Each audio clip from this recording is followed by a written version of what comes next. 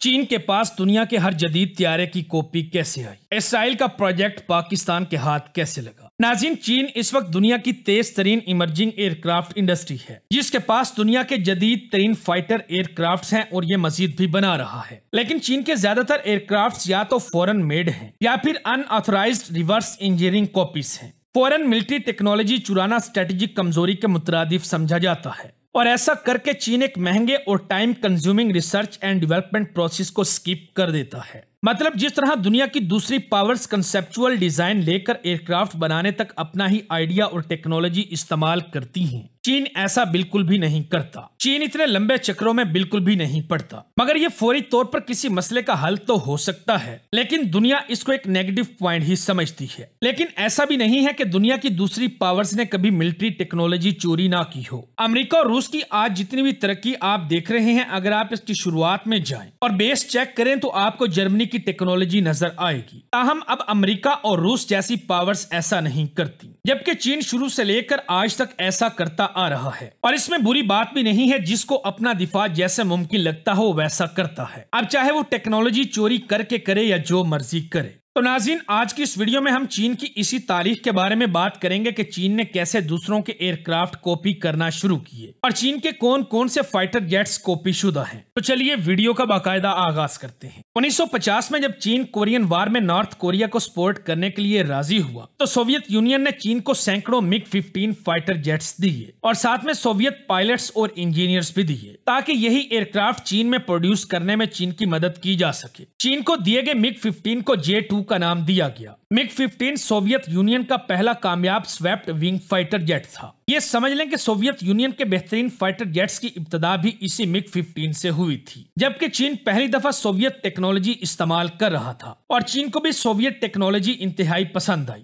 इसकी बड़ी वजह यह थी कि चाइनीज सिविल वार के दौरान इन्हीं MiG-15 तैयारों ने अमेरिका का P-38 और B-24 भी शूट डाउन किया था। इसलिए चीन चाहता था कि इस एयरक्राफ्ट की कॉपी को चीन की शैनजंग एयरक्राफ्ट फैक्ट्री में बनाया जाए। चीन ने अभी MiG-15 के कुछ यूनिट बनाए थे, लेकिन तब तक सोवियत यूनियन MiG-15 से भी बेहतरीन तैयारा बना चुका था, जो कि MiG-17 था। इसलिए अब चीन अपने ओरिजिनल प्लान से हटकर MiG-17 की कॉपी बनाना चाहता था। लिहाजा चीन ने पहले सोवियत यूनियन से MiG-17 तैयारे खरीदे और फिर सोवियत यूनियन की ही इजाजत से इनको खुद प्रोड्यूस करना शुरू कर दिया। और इसी लाइसेंस बिल्ड कॉपी को चीन ने शैनयंग J-5 का नाम दिया, जिसे चीन ने पाकिस्तान के साथ साथ कई दूसरे ममालिक को भी बेचा। 1950 से लेकर 60 के शुरू तक सोवियत यूनियन ने अपने ज्यादातर कन्वेंशनल वेपन की टेक्नोलॉजी चीन के साथ शेयर की थी, मगर इसके बाद इन दोनों ममालिक में सियासी ताल्लुक टूट चुका था, जो कि नजरियाती इख्तलाफ की वजह से था। सोवियत यूनियन ने सितंबर तक अपने सोवियत एडवाइजर्स और इंजीनियर्स चीन से वापस बुला लिए, जिसकी वजह से चीन के प्रोजेक्ट रुक गए।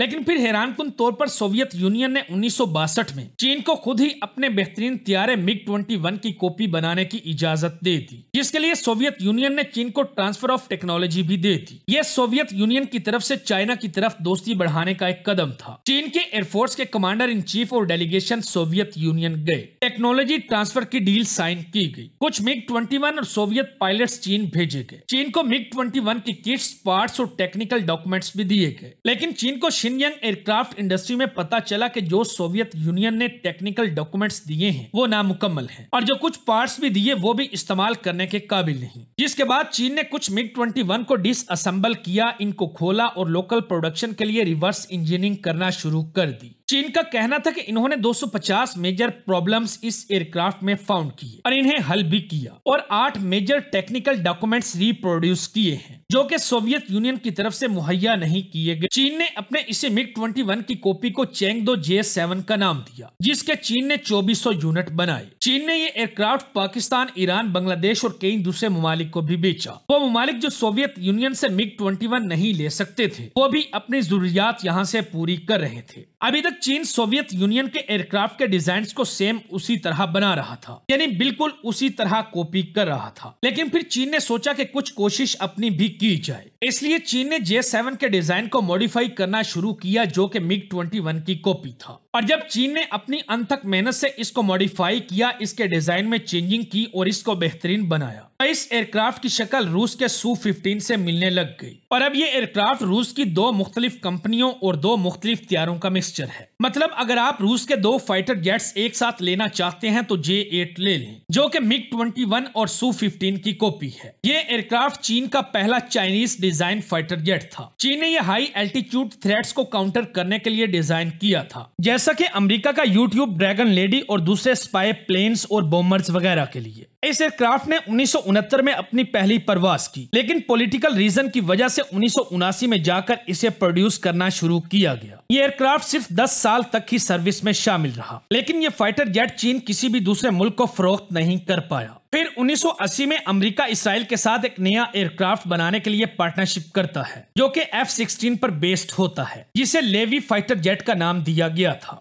लेकिन इस प्रोजेक्ट की कास्ट बढ़ने की वजह से अमेरिका डील से निकल जाता है और इसराइल इस प्रोजेक्ट में अकेला रह जाता है, जबकि इसराइल इस प्रोजेक्ट को अमेरिका की मदद के बगैर मुकम्मल नहीं कर सकता था, जैसा कि हर प्रोजेक्ट में होता आया है। लिहाजा इसराइल ने इस नामुकम्मल प्रोजेक्ट को चाइना को बेच दिया। चाइना ने इसको मुकम्मल किया और इसको J-10 वैग्रस ड्रैगन का नाम दिया। ये चीन का single engine light weight multi role fighter jet है, जिसको चीन ने 1980 की दहाई से ही बनाना शुरू कर दिया था। इसका पहला प्रोटोटाइप 1997 में बना और इसकी पहली परवाज 23 मार्च 1998 में हुई। 2002 में चीन ने इसको बाकायदा प्रोड्यूस करना शुरू किया। 2006 में इसको सर्विस में शामिल किया गया और 2007 में ऑफिशियली अनवील्ड किया गया। ये चीन के लिए एक बेहतरीन त्यारा साबित हुआ। मैं ये सब कुछ सिर्फ इसलिए नहीं कह रहा कि ये त्यारा पाकिस्तान के पास भी है, बल्कि इसलिए कि चीन के एयरक्राफ्ट फ्लीट में इस वक्त सबसे ज्यादा त्यारे J-10 हैं और कोई भी मुल्क वही एयरक्राफ्ट सबसे ज्यादा प्रोड्यूस करता है जो सबसे अच्छा हो। चीन के एयरक्राफ्ट फ्लीट में ऐसे 750 त्यारे मौजूद हैं और ये तादाद बाकी के फाइटर जेट की निस्बत बहुत ज्यादा है और चीन आज भी इसको प्रोड्यूस कर रहा है। वक्त का पहिया चेक करें कि जो प्रोग्राम अमेरिका और इसराइल ने अपने लिए शुरू किया था, वही प्रोग्राम आज मुकम्मल होकर चीन और पाकिस्तान इस्तेमाल कर रहे हैं, जो अमेरिका और इसराइल के दुश्मन भी हैं। 1970 में चीन की शेनयंग एयरक्राफ्ट कंपनी एक नए लाइट फाइटर डिजाइन पर काम करना शुरू करती है। जब 1998 में यह एयरक्राफ्ट बनकर तैयार होता है, तो यह रूस के बेहतरीन एयर स्पाइटी फाइटर जेट सू-27 की चाइनीज कॉपी होता है, जो कि J-11 फाइटर जेट है। दरअसल इसके लिए भी रूस ने खुद ही चीन को इजाजत दी हुई थी कि ये इस एयरक्राफ्ट की कॉपी बना सकता है, लेकिन शर्त यह थी कि चीन ये कॉपी किसी दूसरे मुल्क को फरोख्त नहीं करेगा। इस एयरक्राफ्ट के लिए रूस ने इंजन और रेडार मुहैया किए थे। चीन ने ऐसे 440 एयरक्राफ्ट बनाए। फिर इसके बाद चीन ने J-15 बनाया, जो कि रूस के एक और बेहतरीन त्यारे सू-33 की कॉपी है। लेकिन इसके लिए चीन ने रूस की मदद नहीं ली, बल्कि सोवियत यूनियन से अलहदा होने वाले मुल्क यूक्रेन से मदद ली गई। हुआ यूं कि चीन ने सोवियत यूनियन से कहा था कि भाई सू-33 का डिजाइन भी शेयर करो, लेकिन सोवियत यूनियन ने इस जबरदस्त एयरक्राफ्ट के सीक्रेट्स चीन को शेयर करने से मना कर दिया। यह सोवियत यूनियन का जदीद तरीन एयरक्राफ्ट था, जिस पर अभी सोवियत यूनियन काम कर रहा था। लेकिन इसी दौरान चीन ने सोवियत यूनियन से कहा कि भाई इसे भी शेयर कर लें, लेकिन सोवियत यूनियन ने ऐसा करने से इनकार कर दिया। लेकिन इसके बाद जल्द ही सोवियत यूनियन टूट गया, जिसके बाद चीन ने इस टूटे हुए सोवियत यूनियन के मुल्क यूक्रेन से इस एयरक्राफ्ट के लिए मदद मांग ली। चीन ने 2001 में यूक्रेन से एक अनफिनिश्ड नामुकम्मल 33 का एक प्रोटोटाइप खरीदा, जो कि यूक्रेन के लिए भी किसी काम का नहीं था। चीन ने फिर इसके रिवर्स इंजीनियरिंग की और इसे J-15 का नाम दिया। ये कैरियर बेस्ड एयरक्राफ्ट है, जिसके ऐसे 60 यूनिट बनाए गए। J-20 चीन का अब तक का सबसे बेहतरीन 5th जनरेशन फाइटर जेट है, जो कि चीन का एयर स्पाइटी फाइटर जेट है।